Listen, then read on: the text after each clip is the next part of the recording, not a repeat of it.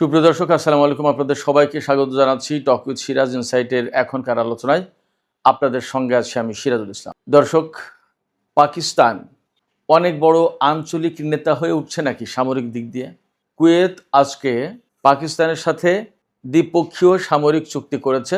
এই চুক্তির আওতায় কুয়েত পাকিস্তান থেকে সামরিক সরঞ্জাম কিনবে, প্রতিরক্ষা সরঞ্জাম কিনবে। এদিকে আজকেই খবর বের হয়েছে, বেশ কিছুদিন ধরে যে বিষয়টি জল্পনা কল্পনার ভেতরে ছিল সেই বিষয়টি নিয়ে আজকে খবর বের হয়েছে। পাকিস্তান, তুরস্ক এবং সৌদি আরব, এই তিনটি দেশ নেটো জোটের মতো করে একটা জোট করতে যাচ্ছে, সামরিক জোট, একদম সামরিক জোট। এই তিন দেশের যে চুক্তি হবে তাতে কথা থাকবে এইরকম যে এক দেশ কোনো দেশের মাধ্যমে আক্রান্ত হলে, হামলা হলে ধরে নেওয়া হবে তিন দেশই আক্রান্ত হয়েছে, তিন দেশই হামলার শিকার হয়েছে এবং তিন দেশ একসাথে মোকাবেলা করবে। এখানে প্রশ্ন হচ্ছে, এই জায়গায় নেতৃত্ব দেবে কে? নেটো জোটের নেতা আমেরিকা, এই যে তুরস্ক, সৌদি আরব এবং পাকিস্তান, এদের নেতা কে হবে? এবং এই জোট হলে এশিয়া, দক্ষিণ পূর্ব এশিয়া এবং মধ্যপ্রাচ্যের কি ধরনের পরিবর্তন আসবে? এই জোটে কি বাংলাদেশও যুক্ত হবে কিনা, এরকম প্রশ্ন কিন্তু আছে।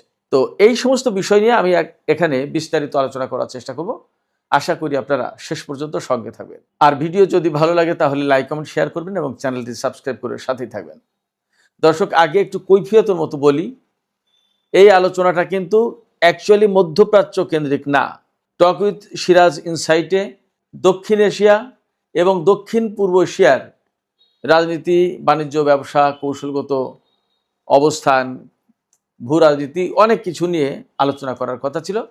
কিন্তু এখানে যেহেতু পাকিস্তান আছে, বাংলাদেশের এইখানে জড়িত হওয়ার সম্ভাবনা আছে কিনা, এবং পাকিস্তান বা এই যে একটা সম্ভাব্য জোট হতে যাচ্ছে সৌদি আরব, পাকিস্তান এবং তুরস্কের মধ্যে, এর পেছনে আরও কে থাকছে, এই নাটের গুরুটা কে আসলে, এবং এই যে জোটটা হবে, এই জোটের মূল উদ্দেশ্যটা কি হবে? তিন দেশের নিরাপত্তা রক্ষা, নাকি এখানে পেছনে বসে কেউ কলকাঠি নাড়বে, তার বাণিজ্য, তার ব্যবসা, তার সামরিক প্রতিরক্ষা সরঞ্জাম এখানে বিক্রি করবে? আসলে কি? চলুন আমরা একটু গভীরে যাওয়ার চেষ্টা করি। প্রথমে আমি পাকিস্তান এবং কুয়েতের আলোচনাটা করে নিই।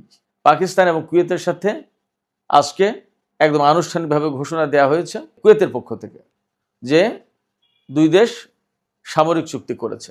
সামরিক চুক্তির মানেই হচ্ছে, এখনও ঠিক এইভাবে আসেনি, তবে ধরে নেওয়া যায় যে সামরিক চুক্তি কুয়েত যখন করেছে পাকিস্তানের সাথে, তার মানে হচ্ছে যে কুয়েতের নিরাপত্তা বিষয়টা পাকিস্তান এখন থেকে আনুষ্ঠানিকভাবে দেখবে, অথবা পাকিস্তান এবং কুয়েতের ভেতরে হয়তো এইরকম চুক্তি হয়েছে যে কুয়েতের ভূমিতে আঘাত হানলে পাকিস্তানের ভূমিতে আঘাত হানা হবে বলে ধরে নেওয়া হবে। এটা এখনো পরিষ্কার না, কিন্তু যে বিষয়গুলো পরিষ্কার তা হচ্ছে এই যে এই চুক্তির আওতায় কুয়েত এবং পাকিস্তান যৌথ সামরিক মহড়া চালাবে, প্রশিক্ষণ দেবে পাকিস্তানি সামরিক বাহিনী কুয়েতের সামরিক বাহিনীকে, এবং কুয়েত পাকিস্তান থেকে সামরিক প্রতিরক্ষা সরঞ্জাম যত যা কিছু কিনবে।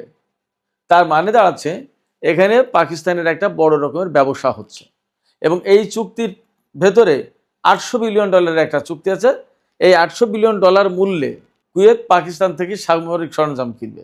পাকিস্তান থেকে কুয়েত সামরিক সরঞ্জাম কি কি কিনবে, পাকিস্তানের মেইনলি কি কি বিক্রি করার মতো আছে, হয়তো অনেক কিছু থাকতে পারে। এর ভেতরে সবচেয়ে বেশি যে জিনিসটা থাকবে সেটা হচ্ছে JF-17 থান্ডার ফাইটার জেট। এটা চীনের প্রযুক্তিতে পাকিস্তানে এই বিমানটা তৈরি। এটা হলো পাকিস্তানের একটা গুরুত্বপূর্ণ সামরিক সরঞ্জাম। এছাড়া পাকিস্তান নিজে বেশ কিছু ক্ষেপণাস্ত্র, শাহিন ক্ষেপণাস্ত্র, তারপরে আরও বেশ কিছু গুরুত্বপূর্ণ ক্ষেপণাস্ত্র, বিভিন্ন ধরনের সামরিক প্রতিরক্ষা সরঞ্জাম এগুলো তৈরি করে, সেই সমস্ত জিনিস কিনবে। তবে এখানে সবচেয়ে বড় যে ব্যাপার আমার কাছে মনে হচ্ছে যে পাকিস্তান কুয়েতের নিরাপত্তার দিকটা নিজেরা দেখবে, যেটা এতদিন সৌদি আরবের বিষয়টা দেখতো পাকিস্তান, অনেকটা সেরকম। এখানে সবচেয়ে বড় প্রশ্ন হচ্ছে যে কুয়েত এই মুহূর্তে পাকিস্তানের সাথে কেন চুক্তির ঘোষণা দিল, কেন চুক্তি করলো? পারস্য উপসাগরীয় যে দেশগুলো, আরব দেশগুলো, তাদের নিরাপত্তা দেখার দায় দায়িত্ব তো এতদিন ধরে পালন করে আসছে, কয়েক দশক ধরে আমেরিকা। তাহলে এখন নতুন করে কুয়েত কেন পাকিস্তানের সাথে এই চুক্তি করতে গেল? এখানেই প্রশ্ন আসছে, আমেরিকা কি তাহলে কুয়েতে নিরাপত্তা দিতে পারলো না, অথবা কুয়েত কি মনে করছে যে আমেরিকার কাছ থেকে আসলে নিরাপত্তা নিয়ে বাঁচা যাবে না, অথবা এমনকি তারা ভাবছে যে পাকিস্তানের সাথে এই সামরিক চুক্তি করার প্রেক্ষাপটে ইরান আর কুয়েতের গায়ে হাত দিতে পারবে না, অর্থাৎ কুয়েতের সাথে ইরানের কোনো ঝামেলা থাকবে না, অর্থাৎ ইরান কুয়েতের দিকে অভিযান চালাতে পারবে না, কুয়েতের উপর হামলা চালাতে পারবে না।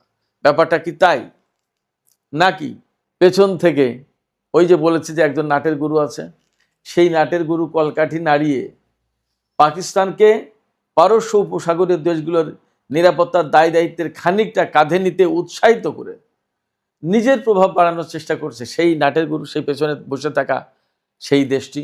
ব্যাপারটা কি তাই? কে সেই দেশটি আপনারা কল্পনা করুন তো। এপাশে পাকিস্তানের সাথে সৌদি আরবের চুক্তি হচ্ছে, একটা হয়েছে, আবার পাকিস্তান, সৌদি আরব এবং তুরস্ক চুক্তি হবে নেটো জোটের মতো 3 দেশের ভেতরে।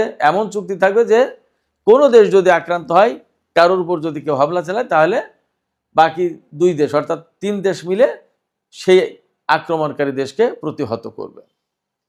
এখানেও প্রশ্ন হচ্ছে যে আমেরিকা কি তাহলে মধ্যপ্রাচ্য ছেড়ে চলে যাচ্ছে কিনা?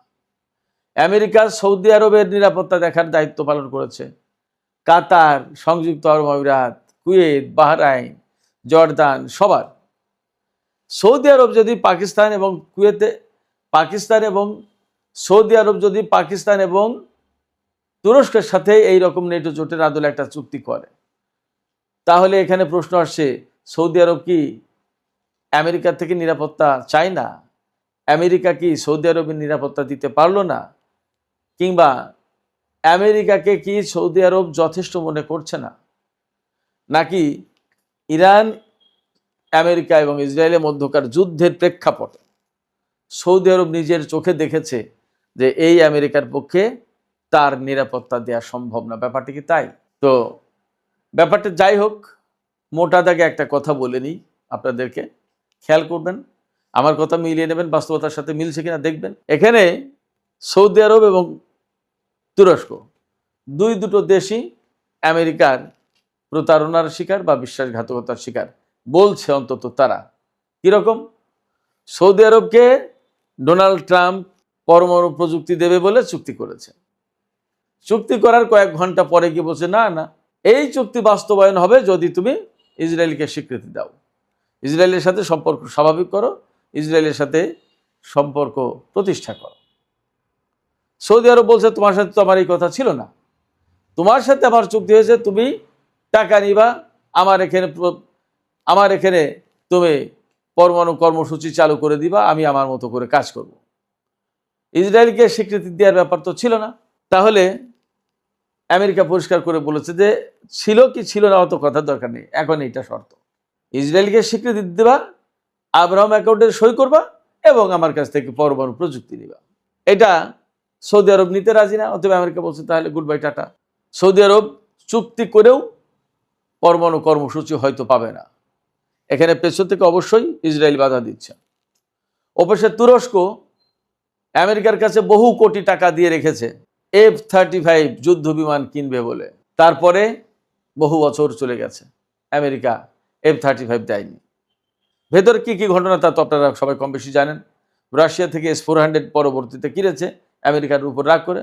এখন আমেরিকা বলছে, ডোনাল্ড ট্রাম্প সেদিন এসে বলে গেছে, তিনি তো অতি বুদ্ধিমান, অতি চালাক, তিনি এসে বলে গেছেন নেটো জোটের শীর্ষ সম্মেলনে যখন আঙ্কারা আসছিলেন 2 সপ্তাহ আগে, ডোনাল্ড ট্রাম্প বলেছেন যে মিস্টার এরদোগান, আপনি যদি রাশিয়ার S-400 বাদ দিয়ে দেন, ফেলে দেন, ভেঙে চুরে ফেলেন, বিক্রি করে দেন বা রাশিয়াকে ফেরত দেন, তাহলে আপনাকে আমরা F-35 দিতে পারি। ডোনাল্ড ট্রাম্প নিজেকে ডিল মেকার দাবি করে, তিনি খুব চুক্তি করতে পারেন। কিসের চুক্তি? বাহুল্য কথা, চুক্তি তিনি করতে পারেন না, চুক্তি তিনি একটা নাম কাগজে করে সেটা লঙ্ঘন করতে পারেন, ভাঙতে পারেন, ব্যাপারটা তাই দেখা যাচ্ছে। যাই হোক, তুরস্ক তো একদম খুশিতে বাগবাগ, খুব দামি পিস্তল একটা উপহার দিয়ে দিল, অন্য অন্য নেতাদেরকেও দিতে হয় তাই দিল।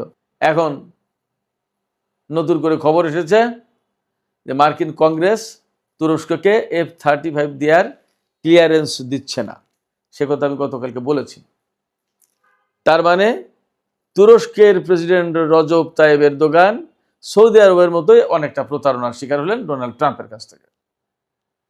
অর্থাৎ দেখালেন তিনি ধরুন আম, আর দেওয়ার সময় দিচ্ছে আমরা কি এক জিনিস নাকি। এই যে তুরস্ক এবং সৌদি আরব আমেরিকার কাছ থেকে, বিশেষ করে ডোনাল্ড ট্রাম্পের কাছ থেকে শিকার হলো বলে মোটামুটিভাবে